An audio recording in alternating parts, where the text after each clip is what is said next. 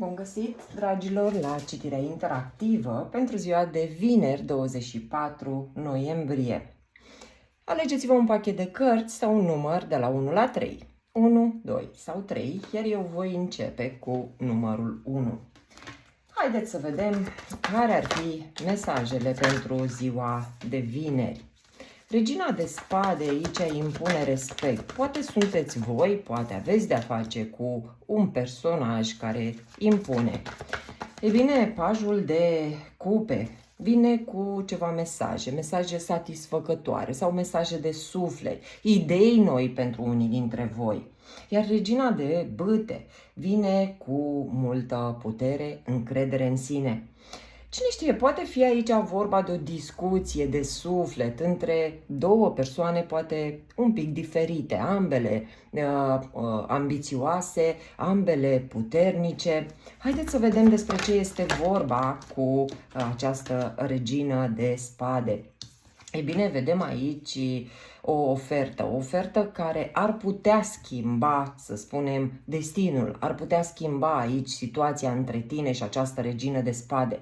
Poate te regăsești în poziția în care mergi să faci o ofertă, să oferi ceva acestei regine de spade, în speranța că vei schimba cumva situația dintre tine și această persoană.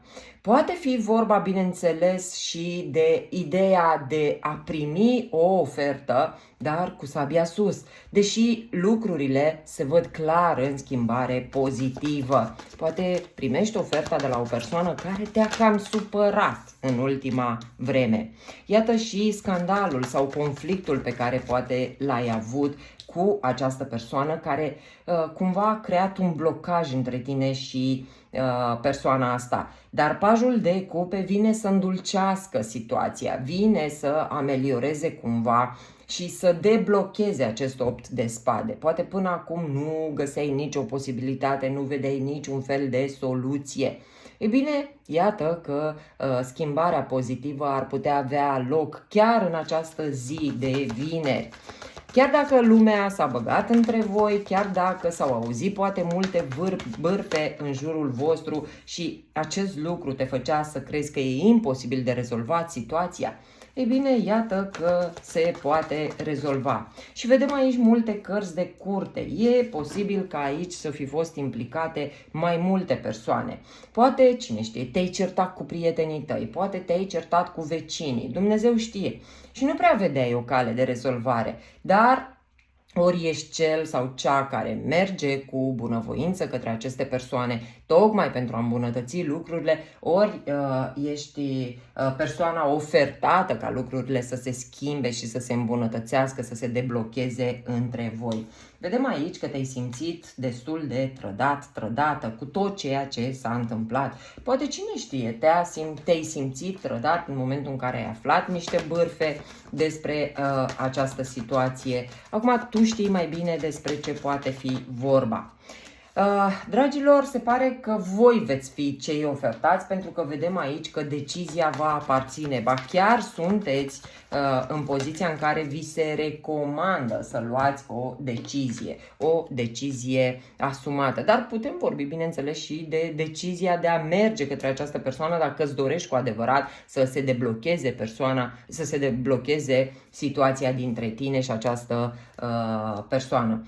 Dacă tu crezi cu adevărat, lucrurile sunt posibile. Întotdeauna manifestăm și trăim ceea ce credem, nu ceea ce ne dorim la nivel conștient. Și iată, aici ți se vorbește despre miracolul iertării. Poate ai nevoie ca lucrurile să se schimbe, mai întâi să ierți. Să ierți, să fii iertat, iertată. Cert este că iertarea poate aduce miracole în viața noastră. Așa cum te-ai simțit atât de trădat sau trădată, posibil ca iertarea să depindă de tine.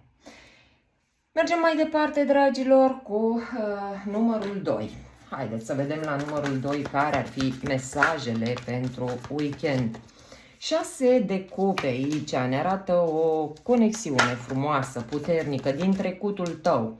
Posibil la unii să se întoarcă trecutul și să vă dea aici mari speranțe că ar putea să se îmbunătățească situația între tine și posibil un rege de spade. O persoană care s-a arătat distantă, detașată, nepăsătoare poate vis-a-vis de tine. Ei bine, magicianul ne arată atracția dintre tine și această persoană. Iar se pare că atracția dintre voi doi creează o oportunitate de a transforma, să spunem, această relație. E posibil chiar să vezi o maturitate, o inteligență emoțională, o schimbare satisfăcătoare pentru tine la persoana cu care tu ai de-a face. Vedem aici entuziasm pentru niște planuri noi de viitor. Poate chiar vorbim de un entuziasm ce vine poate și dintr-un interes propriu. E posibil să te gândești, băi, până la urmă, care e interesul? Să mă cert, să rămân în continuare certat sau certată cu această persoană? Sau am interesul să văd ce-i poate capul în continuare? Și s-ar părea că dacă știi să-ți urmezi interesul, va fi o situație maxim de satisfăcătoare pentru tine. 9 de cupe îmi arată aici că ți se împlinește o dorință, o să fii așa umflat în pene maxim de situația sau de mersul situației dintre tine și această persoană. De altfel, o relație semnificativă din viața ta. Și mai văd aici și că speri în vindecarea acestei relații. Sfatul pentru tine e să vezi un pic diferit situația, schimbă-ți percepția. Văzând aici doi regi, e posibil ca tu să fi perceput persoana asta foarte egoistă, să o fi perceput ca o persoană cu ceva interese, că doar când are nevoie vine la tine și așa mai departe. O schimbare de percepție, o viziune nouă asupra acestei persoane va face ca și persoana aia să arate altfel în ochii tăi. Pentru că întotdeauna, indiferent ce gândim despre persoanele, despre viața noastră, despre situațiile din viața noastră, că gândim bine, că gândim rău, indiferent cum gândim, avem dreptate întotdeauna sau universul va face în așa fel încât să ne arate că avem dreptate. Ei bine, dragilor, e și ceva neplăcut aici, în situația asta. Acum depinde foarte mult de voi cum gestionați acest lucru. Poate, cine știe, șaptele ăsta de spade e tot gândul vostru cum că această persoană are vreun interes, dar conștientizează-ți binecuvântările. Cu alte cuvinte, focusează-te pe ce e frumos, pe ce merge. Nu te mai focusa pe părțile alea negative din toată situația. Pentru că întotdeauna lucrul asupra căruia ne concentrăm, acela crește ca importanță. Așa că dacă vrei să crească lucrurile bune în viața ta, acordă atenție lucrurilor bune și nu celor care nu îți plac. Mergem mai departe, dragilor, cu numărul 3. Ia să vedem la numărul 3 care ar fi mesajele zilei de vineri. Voi aici văd că vă tot uitați în trecut și așteptați un nou început. Ia să vedem mai exact, așa, ca să nu tragem concluzii pripite. E o așteptare destul de grea, dificilă sau cel puțin până apare acest nou început, văd că vouă vă este destul de greu. Poate aștepți un ajutor, poate aștepți o sumă de bani. E posibil ca tu să găsești soluția problemelor tale în această zi. Poate pentru unii dintre voi e o problemă financiară, o problemă legată de bani, pentru că văd aici și foarte multă curiozitate, dar multă frică. E ca și când vrei să afli ceva, ești tare curios, curioasă, dar în același timp ți-e și frică să afli de ce ar putea fi. E, nu știu, pentru unii dintre voi o așteptare dificilă în care parcă ești curios să afli ce va fi, dar în același timp nu vrei să afli pentru că ți-e frică de răspunsul pe care l-ai putea afla. Asul de spade aici ne arată posibilitatea ca tu să afli niște lucruri în această zi, dar eu văd că, da, confuzia va fi la fel de mare aici. poate ele legată de vreo colaborare, vreun parteneriat pe care tu îl ai, poate fi și o chestiune legată de trecutul tău. Cine știe, poate aștepți ca ceva din trecutul tău să se schimbe, poate să apară cineva din trecutul tău sau o situație pe care ai închis-o, să spunem, cum nu ți-ai fi dorit, pentru că văd aici o pauză, dar înainte de pauza asta a fost aici o dezamăgire, poate o separare, așa cum am mai spus, da? Și văd că tot te uiți în spate și tot analizezi ce, cum, ce fel. Ți este destul de greu, cel puțin în perioada asta văd că a fost destul de dificil pentru voi, chiar o consider o perioadă toxică din multe puncte de vedere, dar chiar dacă apar informațiile astea, sunt tot la fel de confuze pentru tine, parcă tot atât de greu îți este, pentru că nu e nimic cert, clar.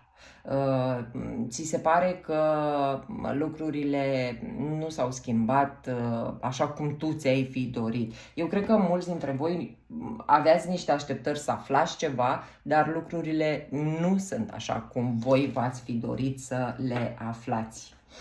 Posibil ca unii dintre voi chiar să vă fie teamă de o a treia persoană din cuplul vostru sau poate o pauză între tine și persoana ta te-a făcut să-ți fie teamă, să te gândești că poate între timp a apărut o a treia persoană și aici să afli practic în concret că da, a apărut o a treia persoană. Asta văd eu, dar repet, luați în calcul situațiile sau posibilitățile la care voi v-ați gândit deja. E bine, sfatul pentru voi e să vă calmați, să vă liniștiți și să nu vă mai gândiți la toate prostiile, pentru că cu cât te gândești la mai multe și ți-e și frică, cu atât ai putea manifesta acele lucruri. Fii diplomat, diplomată, să știți că această carte cumva îmi spune că e de luat în calcul opțiunea pe care am zis-o eu. Așa că, dragilor, dacă aflați de o eventuală trădare, că aflați că partenerul cu care acum nu mai sunteți, să spunem, sunteți un pic separați și ar fi cu altcineva, fiți diplomați, nu puneți mâna pe telefon să bălăcăriți nici pe el, nici pe persoana cu care e. Fiți diplomați, păstrați-vă demnitatea. Exprimă-ți creativitatea. Ea încearcă tu să-ți distragi atenția de la toată situația asta, făcând ceva creativ, ceva pentru tine, ceva care să-ți aducă satisfacție și plăcere. Pentru că da, te poate face să ieși din această situație. E bine, dragilor, eu vă urez o zi minunată și Doamne ajută cu cât mai multe manifestări dorite, nu din acelea nedorite. Da, și când sunt din alea nedorite, să le spunem bun venit și să vedem ce avem de învățat din ele, ca pe viitor să nu le mai repetăm. Eu vă pup și vă urez un weekend minunat. Pa, pa!